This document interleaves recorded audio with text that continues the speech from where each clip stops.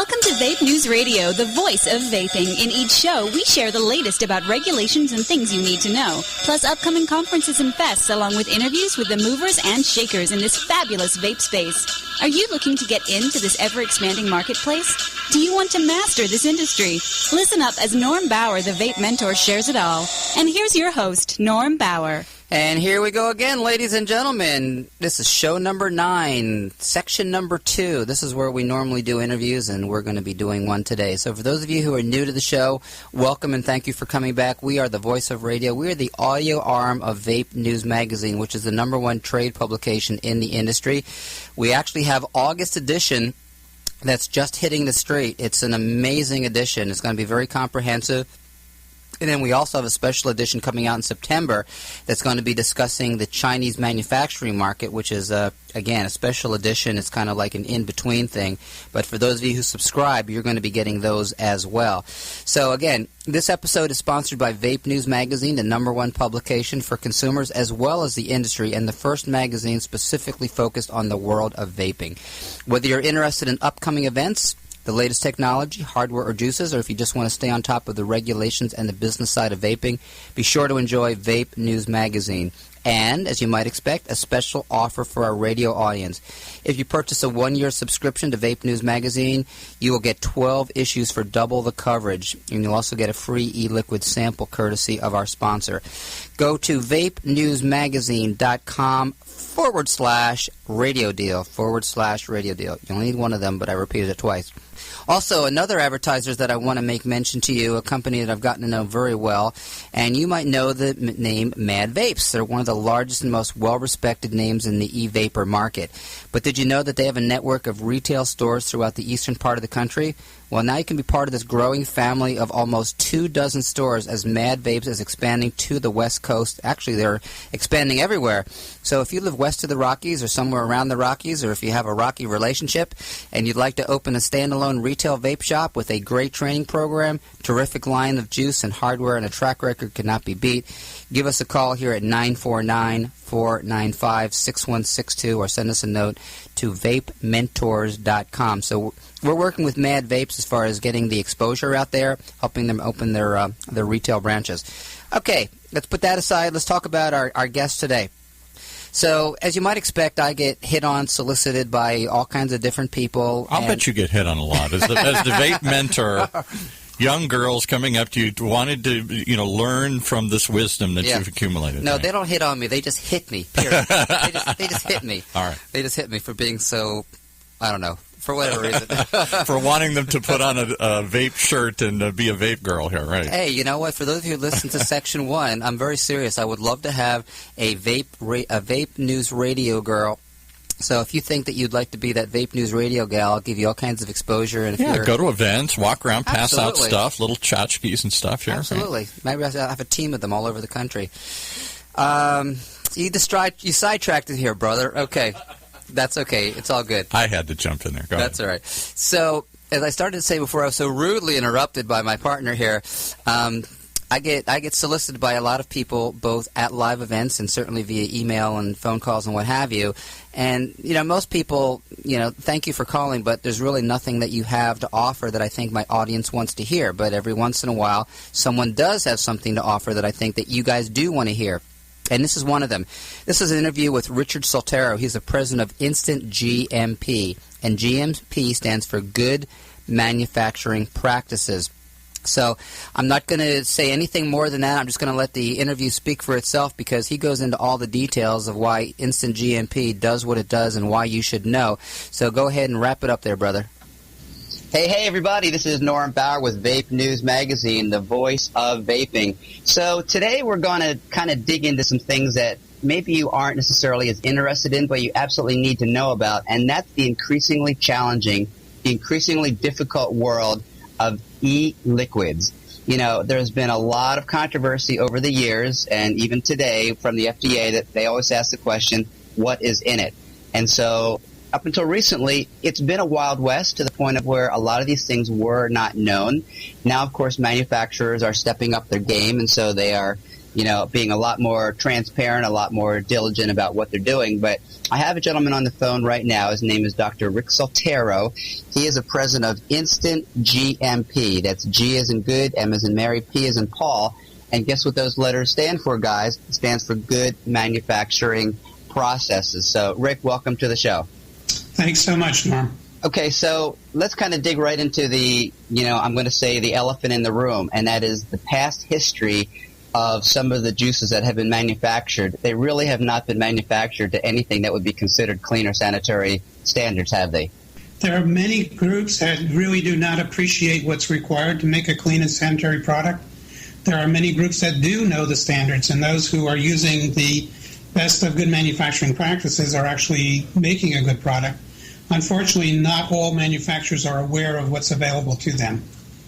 Okay, so where do you come into the picture? Because I get emails all the time from people who want to create a line of juice, and they think it's as simple as just throwing a lot of crap together and going into their bathroom and putting it all together. And at one time, you could probably get away with that, but I discourage anyone and everyone from doing that, even for their own usage. So today, in order to become a juice manufacturer or some type of private labeler, it takes a huge commitment and a huge amount of dollars. So when it comes to where you fit into it with Instant GMP, where do you fit into this whole, I'm going to call, supply chain? So in the e-juice manufacturers, there's really two kinds. There are the storefront manufacturers who will typically make small batches, 10 mils, 30 mils of a liquid to sell at a time. And they are doing them in a kitchen or in some small laboratory facility. They're not going to be using our type of process very much because they're making one-off batches. Where we come in is with the larger manufacturers who are going to make batches of many liters at a time to tankfuls of an e-juice. And so we're developing web-based software for manufacturing products that are going to be made in large batches.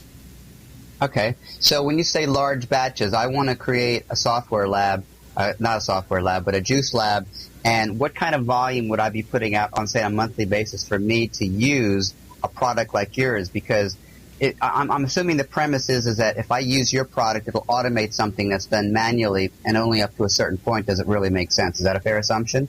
That is a fair assumption. So somebody who's making, let's say, 4 liters a day at minimum, so that would turn into, several hundred liters a month, would be about the starting point for someone who would use our automated software. And 4 liters a day seems like nothing, Rick. I mean, that's very, very, very low volume. It's very low volume, but we're assuming from 4 liters they're making all of the liquids for one batch of e-cigarettes or refills. And so at that batch level, they should be controlling quality very closely, and that requires that they're going to be buying materials and ingredients from suppliers who are well-trusted, from folks that they will be requiring specifications to be met, requiring purchase orders to be met. And those things are done at a batch level that is consistent with folks who are going to be selling, let's say, hundreds of vials a day or hundreds of vials every hour. All right, so you bring up a very interesting point, so I'm going to dig into it. How do you find suppliers that have good base ingredients to work from? Because you're going to be victimized or benefit from the quality of their material, but how do you know that they're giving you good stuff? So the suppliers are quite varied. There's a number of them in the U.S. that have good reputations, and those who are committing themselves to meeting certain standards. And there's 2 sets of standards that they will try to meet. One is the GMP standards, or the good manufacturing practice, and those are things that they can be audited for, and people can note that they are meeting those standards. The other is AIMSA standards, the American E-Liquid Manufacturers Association. They have a set of standards for manufacturing e-liquids. And anybody who's meeting the AIMSA standards is going to be somebody that you'd want to buy from. Other than that, each manufacturer needs to go to each vendor in turn and qualify them. One of the benefits that we have provide to our customers is we have a set of procedures and what we call standard operating procedures that guide them through the process of qualifying a vendor to assure that the vendor is going to give them a quality product that they can put into their own their own e-juice. That's awesome. We are very familiar with AIMSA, by the way. We've had Lou and Link on several times on our radio show because we like what their intention is as far as elevating the quality of the juice. I think part of the problem is that we're still a self-regulated industry and no one really has created, quote-unquote, the ultimate benchmark, and that's really where the FDA is going. Would you agree? Well, I think where the FDA is going is probably not quite what people anticipate. So if you look at the regulations, the draft guidelines that they promulgated and then they just asked for comments on, what they really describe is something that's parallel to what they expect from cigarette manufacturers, from smoke products. And they've basically tailored it a little bit for vape products. And I think what we're going to see the FDA do is really concentrate on quite a bit is on the proof that the product that's being put out there is safe. So the requirements that they're going to have as part of the final regulations that I believe they're going to eventually adopt will require that every manufacturer provide proof that their product is safe compared to a predicate product, and that the product is made in a way that it meets the standards of quality and assurance of cleanliness and, let's say, meeting the specifications that they set for themselves. That's awesome. So while we're on the FDA bandwagon here, if you had to speculate as far as when we're going to have anything in the way of quote-unquote final regulations from them, and being that you've worked with government agencies before, what's your gut feel as far as how long it's going to be before we finally get something that we can kind of say, this is it, this is the final law? Well, it's interesting to speculate because the history the FDA has had in putting out similar regulations. I don't know if you're familiar with the good manufacturing practices for pharmaceuticals, but it took them almost 20-some years between the time they said, oh, we're going to put these in place, and the time they made them actually effective. Well, I know they've done similar things in the tobacco industry that have taken over a decade. So I have people that want to open up shops, and they say, but I'm afraid that the FDA is going to shut us down next year. And I'm going to say, the FDA is not going to really impact you, brick-and-mortar shops, so much. It's going to absolutely affect the e-cig manufacturers, going to absolutely affect the, the juice manufacturers. But, for the man on the street, the boots on the ground, probably not so much. But I'm telling them it'll probably be several years. And even that's probably overly optimistic. Wouldn't you agree? Well, I think if you see that the proposed rules came out this year, they asked for comments by August. They're going to probably take 18 months to 2 years to evaluate the comments and then issue regulations. And after that, they're still built into their draft guidance. There's a 2-year moratorium before all manufacturers and distributors must come into compliance. So our guess is that it'll be 2018 at the earliest before e-cig manufacturers and e-liquid manufacturers will need to meet the FDA regulations and start getting pre-market approvals for the products that they sell. Excellent. All right, so all of you guys out there who are listening to this, take a little breath, take a little chill, and just relax because, the sky is not falling. All hell is not about to break loose. It'll be a while. And, one of the things that, we always talk about on the show is that we absolutely encourage regulation. We just discourage restrictions. And so I'm guessing that you probably follow that same line of reasoning. All right, so one of the reasons that I wanted to have you on the show, and of course, thank you so much for joining me. This is Rick Saltero with Instant GMP, that's Good Manufacturing Processes, is because you guys are going to be doing a webinar training coming up in September. And tell us who do you want to attend to this, and why should they, and what is the process of doing that? All right, so what we're thinking is that the e-cigarette manufacturers, and particularly the folks who manufacture the e-liquids, which is the more critical part of it, they're going to be regulated. I don't believe that there's any opportunity for the FDA to not regulate e-liquid manufacturers. And so what we're proposing is now's the time to get prepared. So the title of our seminar is Prepare to be Regulated, because we think what will happen is that the proposed regulations deeming e-cigarettes as tobacco products will come into play in the next few years. And there are many requirements for identifying the components and the ingredients and for identifying the manufacturing methods and the facilities that are going to be used to make those products. So that pre-market application will have to have a historical set of data that goes into it. And so our premise is now's a good time to start collecting that data. So if someone does understand what will be part of a pre-market notification or a pre-market application, now's a good time to start getting their ducks in a row and putting processes in place where they can collect the data so that at the time that it is necessary to make a submission, all they need to do is push a button and generate a report. And we've actually building that right into our software. So at the time that the application is ready, we'll have reports that will simply be automated and will collect the manufacturing information and the ingredient manufacturing information and put it all out in a single report that then suitable to be submitted to the FDA. Nice. So really what we're talking about is the increasing level of professionalism in the industry, and we are all over that because we've seen it on the streets, in the brick and mortar, and the retail locations. We're seeing a higher level of sophistication. We're seeing a higher level of sophistication, certainly in the manufacturing process. So, I mean, all things being equal, we're at $2.5 billion right now. We are a multi-billion-dollar industry. The industry's not going away. Some people think that they are.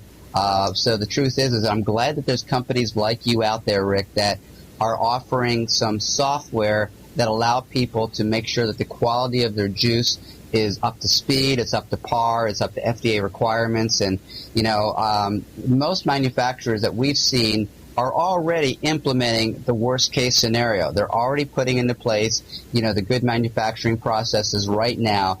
So for all of you out there that are listening, what you're already getting right now, if it's a good name brand product, it's probably already being done to 90-95% of what the FDA is ever going to require, simply because they just want to make sure that everything is tracked. You have a chain of title, you have a chain of custody, and so all that is really good. All right, so this webinar you have, I'm looking at the date. It's Tuesday, September 9th, and that's 1 p.m. East Coast time. So for those of you who are on the West Coast, which some of us are, including me, that's going to be 10 o'clock in the morning. And it's called E-Liquid Manufacturers Prepare to be Regulated. And is there anything else you'd like to share with us about this particular workshop as far as who should attend? Well, I think the folks who want to attend are folks who are either now in the manufacturing arena or hoping to get into it. And I would hope consumers would get into it as well. Because, consumers like to be informed, and many of them are not really aware of what's going on in the background. And so I think it's necessary for the public opinion to sort of support the activities that we're all motivated by, and that is to make a quality product. And I think if consumers are aware, they're going to expect that the products that they buy are being made under standards that allow them to trust the product that they receive. That's excellent. All right, so what I'm going to do is I'm going to put a link to your webinar in our show notes. And should anyone have any questions or they want more information, who should they contact and how should they contact them? The best place to contact is Amy Howard. Howard's email address is ahoward@instantgmp.com. That's excellent. Rick, listen, thank you so much. You've been a great host. You've been highly educational, highly informative, and we look forward to kind of staying in touch with you out there. And if there's ever anything going on that you think that our listening audience wants to know about, by all means, you just let us know. Thank you so much. This is Norm Bauer with Vape News Radio, the voice of vaping. Okay, so now we're back live in studio. So this was an interesting interview, and here's why. For the first time in everyone who's listening to this right now, regardless of your age, for the first time in history, we have the ability to influence an entire industry, and that is this industry of vaping. So from the FDA down to the federal government, aside from the FDA, to the state government, to the cities and what have you, all these are within our control. But again, you have to get involved. You have to know what's going on, and that's why we do what we do here at Vape News Radio and Vape News Magazine. So what's interesting is that the e-liquid market is becoming more professional, which I'm all over. And the running of the stores is becoming more professional, which I'm absolutely all over. So what you're seeing is that you are seeing within a small handful of years, within less than 5 years, an industry that was totally wild, totally random, could be run by almost anyone with no level of experience and run successfully, now moving towards a marketplace that is being taken over by people that are seasoned with money, with experience, and so we're seeing a real raising of the professional bar of the industry. So this is an awesome, awesome place to be, and if you'd like to be in this vape space, you got to know you don't want to just fart around at it. You got to be serious about it. You have to really do it with focus and do it with intentions, and really be smart about it. So that's my little bit of getting on the soapbox there. You had a comment, Paul. I know you had a comment. I know you had a comment. Go for it, brother. I won't say it. I'll just leave it. So you're listening to Vape News Radio, the voice of vaping. This is Section 2, show number 9. Do not go away. We're going to be back one more time with Steve K. talking about his blog, the Steve K blog. Be right back.